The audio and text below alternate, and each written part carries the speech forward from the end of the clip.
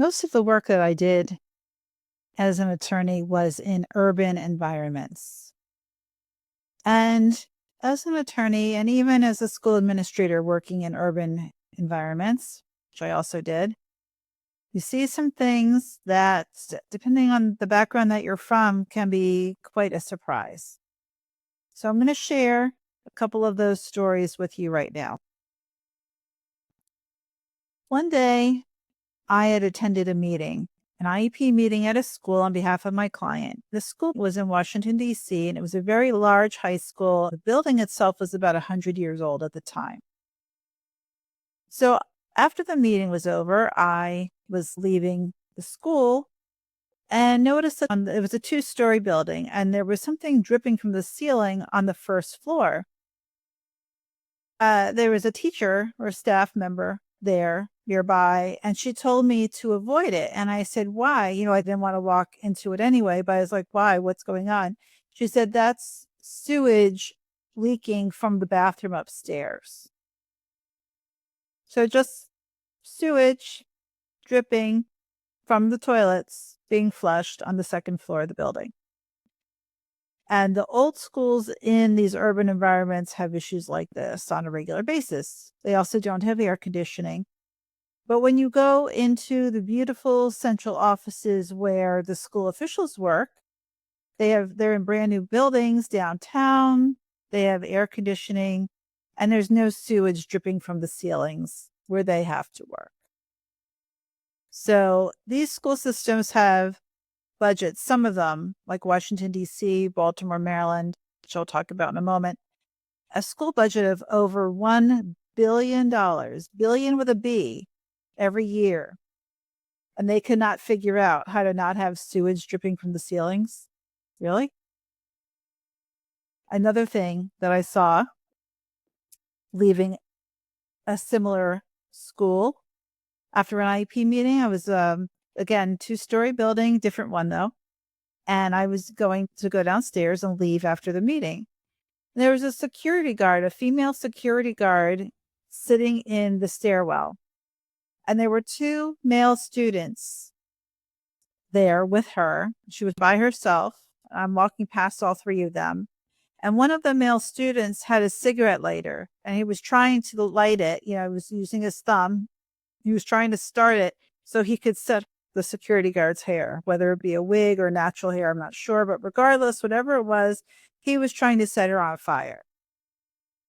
And she's on her walkie-talkie calling for assistance. I have no idea if the assistance ever came. And his friend, the second guy, looked at me as if to say, what are you going to do about it?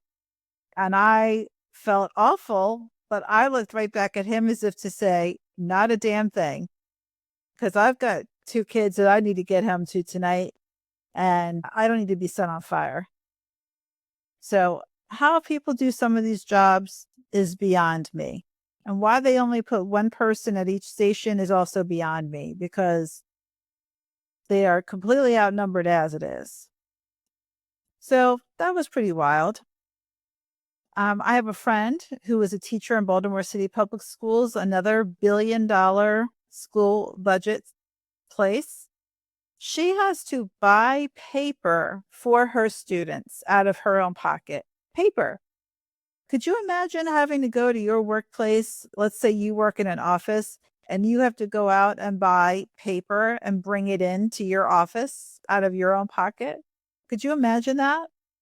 Or whatever job you do, could you imagine that you have to provide your own supplies? If you're self-employed, obviously that's a different story.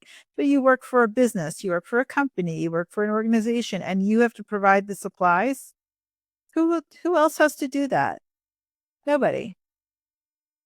I was shocked, honestly. That was a new one. I'd never heard of that. So the money's going somewhere, but it's not getting to the kids. It is not getting to the kids. And one last story along these lines. This is a bit of a longer story. One day I decided that I was tired of driving from the outer suburbs where I lived into Washington, D.C. to meet a client. I'd been doing the drive recently a few times and I was tired of it. I said, you know what? I live in a town that has a commuter rail. I'm going to take the train into the city and I'm going to figure out public transportation and I'm going to walk to her house and I'm going to get there and then I'm going to take the train home because I am sick of driving. So this was on a summer afternoon, and I remember I was wearing this beautiful white skirt and blouse that I'd bought in Puerto Rico, and it was really unusual. It's not like I could ever have replaced it here. I was wearing that, and I had these cute little shoes with my little high heels. I'm not super high heels, but little heels. I'm walking around Washington D.C. and I'm trying to figure out how to get to the client's house. And of course, my phone died. I didn't have it charged well enough, apparently. So I have no GPS to help me. And I'm walking, trying to figure out where to go. And the heel of my right shoe broke. So now I'm limping. I'm limping on a broken shoe with no phone. And I'm trying to figure out how to get to this client's house. And I'm not in the best part of town. So I walk past this group of young men who are outside someone's home and they're yelling at each other. And one of them says to the other one, I swear to God, when you were inside, I was trying to get him. I was trying to find him so I could take him out like I promised, but he was hiding and I couldn't find him. And then the other guy, who apparently had been in jail, was angry that the first kid didn't kill the person that was supposed to be killed while this other guy was in prison. And so they were yelling about it and having this big argument. And I'm walking right past this. I'm like, oh, Lord, have mercy. So I just looked straight ahead. I didn't look at them. I said nothing. I just kept going. And I thought, hear no evil, see no evil. You need to make it home to your kids tonight. I just hope for the best that the bullets don't start flying and that I'm in the wrong place at the wrong time because that was entirely possible. Well, eventually I keep wandering around trying to find this place. And then I look up at one point, I'm ready to call it quits. I'm like, you know what? I can get back to the train station. I'm just going to take the train home, get home, call my client, apologize, reschedule, and drive in like a normal person. Never doing this again. And as I'm looking to go to find the train station, I look up and there is her street name. I found it. So I was very excited that I finally found her street and I stepped off the sidewalk, off the curb onto the street. I had to cross the street to get to her home. And I stepped onto the broken shoe. And I immediately twisted my ankle and fell in the street. And now my beautiful white skirt is ruined. It's covered in dirt. It's ripped. My legs are dirty and bleeding. There's blood on the skirt. And I'm just a mess at this point. Okay. But I'm already there. Like I made it. I found it. I found the client's house. I'm not going to give up. So I go and I knock on the woman's door and she opens the door and she finds me standing there, sweaty, bleeding, dirty, ripped skirt with my little briefcase. Hi, I'm your lawyer. It was crazy. It was a disaster. And I had to tell her what happened. And I apologized for being late, of course. And I had to explain the whole thing. And she said, well, I admire your persistence. That's a good sign in a lawyer. That you're very persistent.